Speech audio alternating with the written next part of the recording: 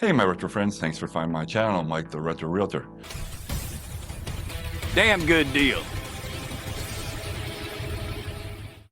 Normally that's not really a problem to find my channel, but last month my channel got deleted. It was completely nuked, gone, deleted, hasta la vista, say no more. Apparently I violated the terms of services, kind of, but not really.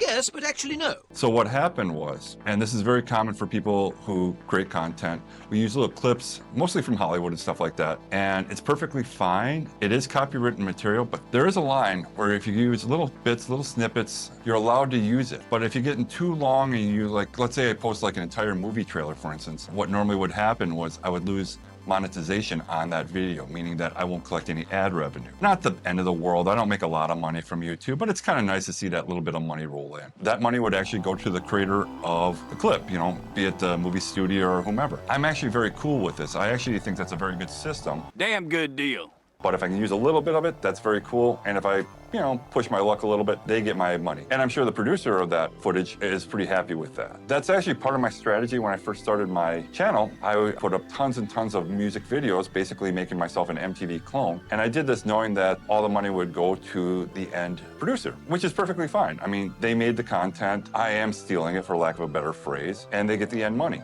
And 99% of all producers, all movies, all music producers, everyone is actually very cool with it, except for Bryan Adams. He's a douche. By a bunch of friggin' iceholes like yourselves. He actually gave me 2 copyright strikes. And of course, when I tried to remove them and appeal them, ignored me, of course, because he's Bryan Adams. And he was big in 1991. But that's the only time I ever got a copyright strike. And of course, now I'll never touch Bryan Adams, and I will make fun of him every time I can. Let us not forget Bryan Adams. No, the Canadian government has apologized for Bryan Adams on several occasions. But that's the exception to the rule. So, I got my subscribers, I got my hours. And then moving forward, whenever I take little snippets, little clips, I generally get away with it. Every once in a while, I'll lose a video because I used a little too much, and I could re-edit and redo that, and I just don't do it. Like I said, there are 2 types of copyright infringements. Copyright claims, and this is 99% of them, meaning that the ad revenue would go to the producer. For instance, I did Train's Drops of Jupiter, and it's got like 40,000 views. So that means that the band Train received like $400 or $500 because of me. They should be pretty happy with it. And I got,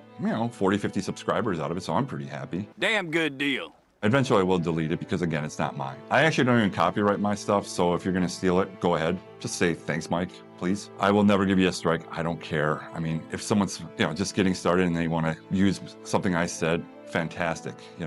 God knows I've used Critical Drinker a handful of times, so. Nah, it'll be fine. The other one is copyright strikes. If you get 3 copyright strikes within, I believe, 3 months, it's been a while, your channel will be nuked, removed. That is something that I'm always a little conscious of. So here's what happened. I'm at my Fiero meet up in the Dells, I'm filming, I'm hanging out, sitting around having drinks with the rest of the owners, and all of a sudden I get this notification. And it was pretty bland, it's not very specific. So, here's the email, but I'm gonna paraphrase it real quick. Basically, it said that you copyrighted some of my material, let's work this out. And of course, my first response is, sure, what did I copyright? And because I was a little too anxious and jumped the gun, I asked him again, what did I copyright? And he never responded, but he did send a link. If you go to this link, we can get this resolved. And it's 1,000% on me. I know what a copyright strike looks like, but I've never seen something like, let's resolve this, where the person's doing that before they give me the copyright strike. So it just didn't feel right. But of course, I had a couple cocktails in me and I said, you know what, let's get this taken care of. I don't want to mess with this guy. And then all of a sudden I logged in, and all of a sudden he had my password to get into my account. He had password to get my Google account. He had access to my Gmail. And all of a sudden, within hours, I was getting notifications from copyright strikes. So I tried to get into my own YouTube account, and I can't. He changed the password.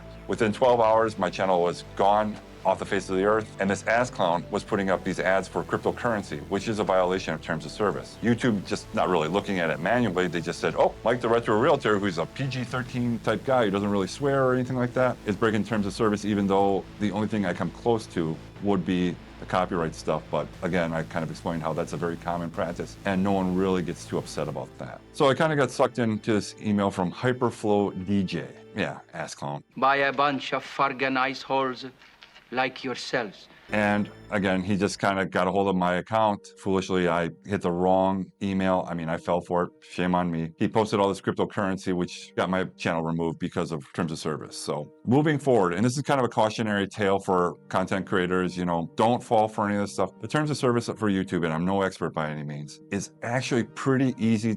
Keep your channel fine so you don't really break the terms of services. You can't put financial stuff out there. You can put out copywritten stuff, but kind of keep in mind, if the producer wants to give you a strike, you'll get a strike. And YouTube will remove that content if it does have a strike. If it's just a copyright claim, they will not remove it. You don't make any money, and all the ad revenue does go to the producer of the video. Fine. The only thing I actually worry about, because my stuff is pretty non-controversial, I don't get really into politics, and I do give some financial advice, but it's more from like a dad perspective, just like, hey, just this is what I would do.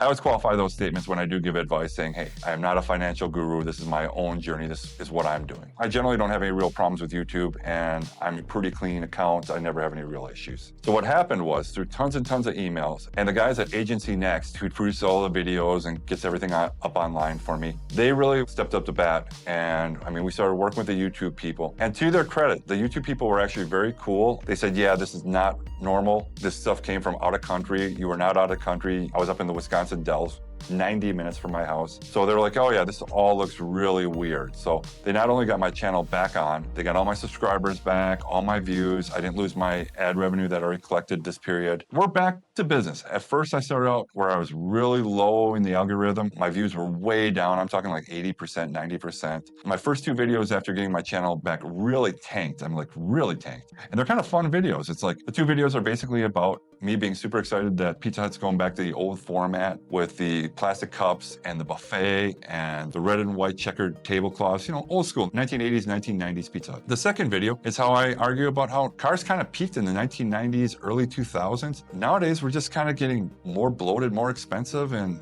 we don't need all this stuff. So I make an argument to drive a 90s car. Not earth-shattering by any stretch, but now since then, my last couple of videos are back to par, even doing a little better than normal. Last couple cars have done really well. My last listing video has done really well. So yeah, so we're kind of getting back to the norm pace of things. So I guess just be very careful if you see any weird emails or anything like that. It's probably a phishing trip. They're probably trying to hijack your channel. But if you do happen to see like a copyright strike, take that very serious. Make sure it did come from Google or YouTube. They'll tell you it's being removed.